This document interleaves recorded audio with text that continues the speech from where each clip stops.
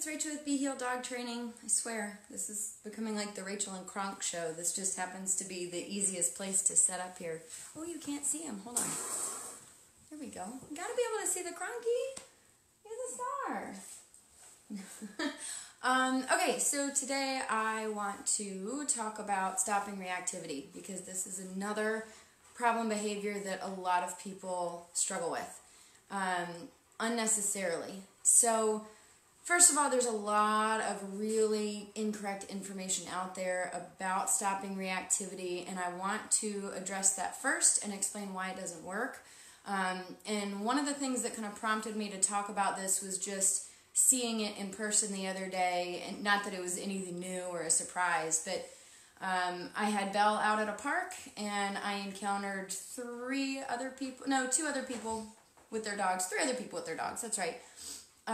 And I didn't actually speak with any of them, but from a distance I could see 2 of them struggling with reactivity with their dogs and correcting the behavior in exactly the wrong way. So I know that a lot of people have the wrong information about it. So what I saw the other day was pretty classic. One person, when his dog started getting really overly excited and whining and pulling towards us, he did attempt to put the dog into a sit, which is not a bad thing. I do prefer with reactive dogs to keep them moving initially until we get on top of that reactive behavior. But the problem was he was petting her and trying to calm her and reassure her. And that always feels, for a lot of people, like the right thing to do. You know, we've got a dog that's being anxious and being reactive towards another dog, and we tend to want to pet them and tell them that it's okay, but the problem with that is that really doesn't work, mostly because we're almost rewarding that behavior. You know, the dog is, in this case, it was whining and pulling, and it was getting pets from its owner, and it was getting a reassuring tone. And so that's not going to do very much to actually stop the behavior. It's not going to reassure the dog like we feel like it's going to. And then the other person that I saw had a smaller dog that was very loud and yappy and barking at anything that moved. And what she was doing was also attempting to put the dog into a sit, which again, not that that part is the problem, but first of all, she was struggling to get the dog to go into a sit because it was so worked up. And then she was offering it rewards when it sat. And I talked about this a little bit yesterday with the stopping jumping video. It sounds good on paper to say, okay, I've got a reactive dog, I get the dog to sit and make eye contact, and then I give it food. But the problem is, if you don't do something first to punish the behavior of being reactive, you're not going to stop that. You're not going to take it out of the sequence. And what I mean by that is when you ask your dog to sit and then give it a reward for sitting, if it was barking and being reactive first, now that entire sequence has kind of been turned into something the dog gets rewarded to. Okay, I can bark, bark, bark, and then I sit and look at you and you'll give me food. And so nothing has actually addressed the barking. And again, these techniques are very popular techniques, and they're being spread. They're being spread by typically trainers that don't believe in any sort of punishment, and punishment is just a part of life. Consequence for actions is just a natural part of life. So a lot of times the people who follow this pure positive training will teach things like asking for eye contact and giving rewards. And again, that's great, but they don't address step 1. They just skip step 1. And so that information gets put out there. One of my favorites, I actually have tried looking through YouTube to find videos of people using these techniques with results that you can see happening in their videos. You know, I have lots of videos that show me correcting reactivity and stopping unwanted behaviors and purposefully leaving the camera on the entire time so it doesn't cut away, so that you know nothing happened behind the scenes. And one video in particular really just made me kind of laugh because this training video about stopping reactivity was exactly what I just described.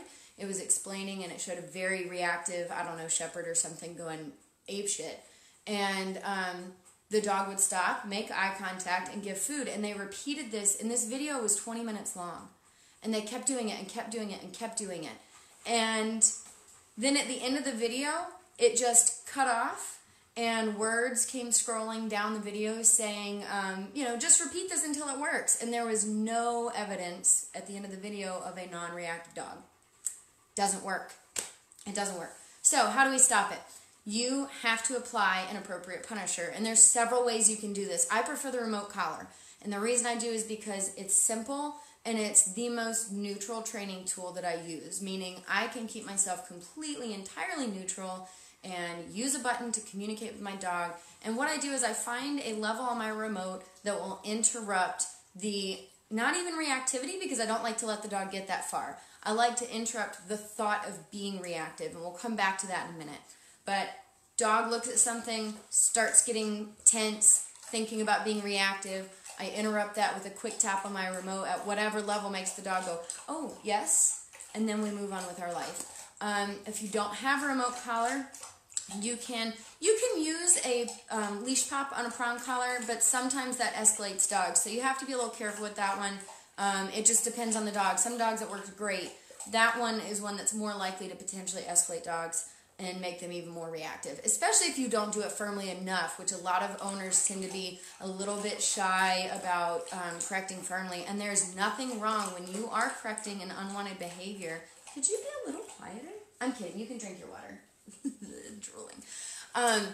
There's nothing wrong with being firm in a correction as long as you are being neutral with your energy.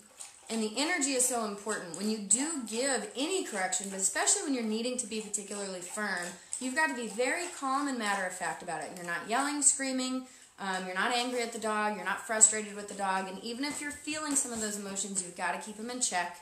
Give a calm, neutral no if you say anything at all, and then you would give your leash pop or your remote collar correction. And you can also use a bonker for this. And a bonker, I don't have it with me right now. I had it yesterday, so if you didn't watch the Quarantip video yesterday, watch it. Why not? But I show you what a bonker is and talk about how to use it. And it's just a rolled up towel that you would use to throw at the dog's head. That works really well in a house, like if you've got dogs that bark out the window, if they're being reactive when they see people or dogs go by outside, or the delivery man shows up. A bonker can be great for that.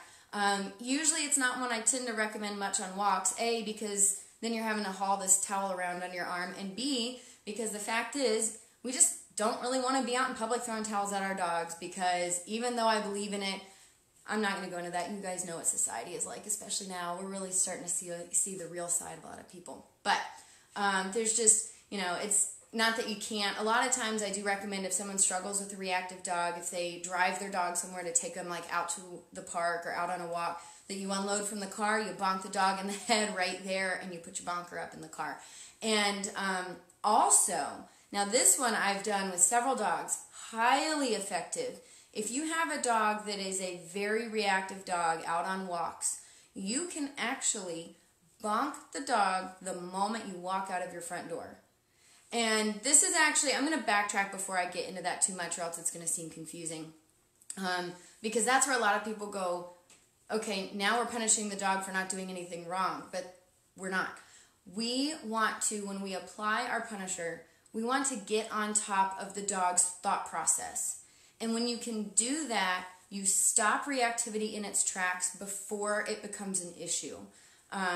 Doesn't mean it's perfect. You can miss your timing. You can, miss an important moment. But typically, if you can correct earlier rather than later, A, you get on top of that reactivity before it's a problem, and B, you can typically correct a lot lower than you would have to do if you wait for the explosion to happen. And I've got other videos that talk about this too. What we want to do is, if your dog is walking beside you and you notice they're, just kind of bebopping along beside you, and all of a sudden they fixate on something, whether it's another dog or a person or whatever it is that triggers your dog, if you can correct them the moment they start to fixate on something, then you can break that thought process right there and stop the explosion. And so that's where a lot of people mess up is, even if they do try to apply a correction, they wait until the dog is barking. They wait until the dog's lunging. A lot of times because we are nervous about, well, what if the dog's not really being reactive? And the thing is, if you're dealing with a reactive dog, chances are their brain is going there. If you feel like their brain is going there, it probably is. So don't be afraid to apply that correction early. And then we get into the fact that, or not the fact, but what is said out there a lot by people who are against this approach is there are a lot of people that believe that, or will tell you that, when you do this, you are A, making a negative association with whatever the dog's being reactive to. So dog sees another dog and then you throw a bonker at him or you hit the remote and you correct them. People will tell you that, oh, you've just created a negative association with dogs and now your dog is going to be fearful of dogs or now your dog is going to be aggressive. So not true. And before I forget, oh, darn it, I already forgot what B is. We'll come back to it. So let's keep going with that. What you have to remember is the negative association is already there. B was about suppressing behaviors. So those of you who are watching live, if I forget again, remind me. I was going to talk about suppressing behaviors. But, oh my God, I didn't sleep enough last night. Where was I? Shit. I lost my train of thought. Negative associations. What you have to remember is the dog already has a negative association with their triggers. That's why they're being reactive. So you can't create a more negative association. It already exists. Instead, what happens, and here's how I like to picture this. This became really clear once when I was working with this little Chihuahua named Teddy, and I swear to God, if I could go back and take that dog and just keep him, I would. He was awesome. One of the most reactive dogs who's ever come to me, and I literally stopped it with one single correction. Stopped it. And he was great. He was an awesome little dog. And what clicked with me is I had first met this dog when he was going ballistic, barking at cars going by on the street, just making his owner's life hell. And so what I picture going on in his head is this car is coming and he's uncomfortable with the car. You know, a lot of these dogs who are reactive, it is coming typically from a place of being uncomfortable with something and them wanting to get that thing farther away from them. So car's coming down the road, and I'm assuming in his mind that he's thinking, oh, here's that car, bark, bark, bark, bark, bark, yeah, you keep walking.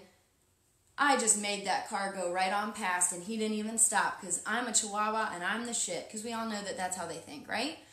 But the thing is, what Teddy didn't understand is that car would have kept going anyway. He didn't have the chance to learn that that car was actually not a threat to him, because he's too busy being reactive. And so that's where you don't want to feel bad about correcting these behaviors, because what comes on the other side of that is the dog understanding that they don't have to be so concerned about all of these things. A lot of these dogs are really burdened by their reactivity because they think that they've got to be the protector of the space, right? Except as the owner, that's your job. So when I'm walking Teddy as the handler, that was my job, is to protect our space. I'm the one making sure that the car is not going to hit us, or that the dog approaching isn't going to come up and actually approach him. That's my job. So with all the reactivity with him in cars, when I applied a correction, which in his case was just a pet corrector, which is just a little gun thing that shoots a blast of air that startles the dog. That's all he took. We hadn't even started remote collar work yet. I shot that thing off in the air one time and he went, whoa! And every car that went by after that, what happened at that point is you could see Teddy being nervous and uncomfortable. And that's where people will get the idea of, oh, you've just made him afraid of cars. And it's like, no, he already is afraid of cars, but his response to that is changing. And with all his reactivity before, you couldn't see the fear because he's putting on this front and thinking, I've got to protect our space. And so when you take that reaction away, now you see what's really going on inside the dog. Okay, so when we correct it, it doesn't fix the mindset immediately. That is a slower process. So now the next step is to then have him, he can go into a sit when cars go past, or I can just reward him when cars go past when he's not being reactive first. And that's where I go back to the example that I was talking about before. When we try to just have a dog go into a sit and give them a treat while they're barking their heads off, we are rewarding the entire process. When instead we go, that behavior's not going to fly. And then the next time they pass a trigger and they make the decision not to react, now I'm going to start rewarding the dog now I start building up that positive association. So hopefully that makes sense and clears some things up for people who struggle with this. It is about creating a positive association, but we can't just start there because, you know, if you think about something that you're really uncomfortable with or really afraid of, and someone tries to like just reward you out of that and shower you with candy, like if you hate spiders and someone says, here, I'm going to shower you with candy. I don't know where I'm going with this. But point being, if you don't get the chance to first learn that that thing is not a threat, we're not addressing the real issue. And so by correcting the behavior and not allowing it to continue, we're breaking that mental cycle, at least at the point that we can get the dog to focus on us, where we can then deliver information that says, hey, you're fine. Now we practice walking past the triggers, whether it's cars, other dogs, other people. We practice and practice and practice. And then so going back to the Teddy example, what he learns is, hey, those cars keep on moving even when I'm not barking. And even though he might be insecure about it at first, as you repeat it and he learns that this really isn't a threat, now you've got a dog with more confidence. And so seeing that confidence is not something that you'll typically see right from the beginning. But you're not going to get there if you don't address the reactivity first. Or you may get there and it could take 10 times as long. And who needs to keep a dog in that mindset for any longer than it should be? Okay? Going back to what I was talking about earlier, another very wrong piece of information that's spread about this approach of punishing reactivity, correcting the behavior, especially when, as I was talking about, you want to get on top of this and do it so early on. There are lots of people out there who try to tell you that, oh, now you're just going to suppress the behavior. Meaning, let's say you're walking your dog, it sees another dog, and it growls, and you correct it. What those people would have you believe, the people who spread this information, would have you believe that, okay, the dog starts growling, they're just going to suppress that behavior, and one day they're going to explode without warning. And that's just not the case, because we're not suppressing a behavior, we are changing a mindset. There's not going to be an explosion because you're stopping that thought process before it goes there. So you're pretty much telling dog, like, dog, nope, that's not going to happen. And dog should go, got it. Got it. You're my leader. You're my boss. Cool. Even if the dog is uncomfortable, you've got to be okay with correcting those behaviors because you know that's what's best for the dog. And it's definitely one of the hardest parts of training is correcting behaviors. Nobody likes doing it. You're not supposed to enjoy correcting a dog. So when I talk about the importance of correcting behaviors, it's not that I like going around correcting dogs, but it's that I care about the dog enough to know what's best for the dog, and what's best for the dog is that we put a stop to this right now. We don't let you stay in this mindset another second longer than you have to be. And then, once we put a stop to this, now we can start showing you that everything is just fine and you can build the dog's confidence up. So reactivity is a really difficult issue for a lot of people, but typically because we're missing a lot of information. So anyway, that's what I've got for you on that. I've got to run and get working on more of the Be Healed projects that I alluded to in my post earlier today. So we've got some new stuff coming, Sarah and I. If you don't know who I'm talking about, check out my post from earlier introducing Sarah.